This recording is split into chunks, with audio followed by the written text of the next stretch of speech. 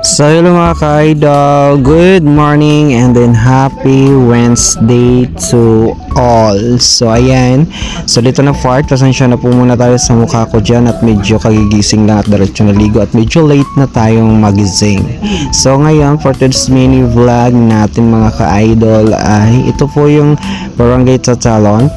Papunta na po ako dito sa Tomas Deco Market. So ayan po yung labas ng Tomas Deco Market mga ka-idol. So medyo maliit lang siya kasi re-refer pa nga po yan. So ngayon guys and mga ka-idol, ito naman yung mukha ng mga tindahan pag sarado pa. So ayan na tindahan na yan at saka dito sa kabila ayan yung bubuksan natin. Pero before tayo magbukas mga ka-idol, ayan pasensya tulog na po, maaga pa po yan talaga sila nagbubukas, sila Ate Helen.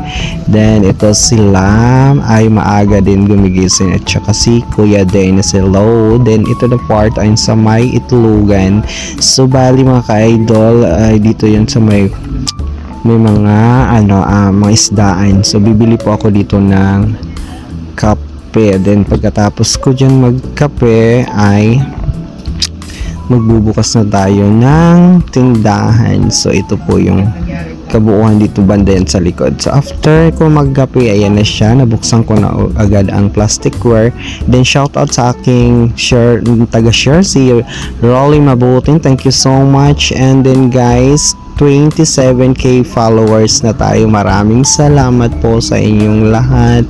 Laban lang po tayo. Ayan. So paalam na mga ka-idol. Bye bye.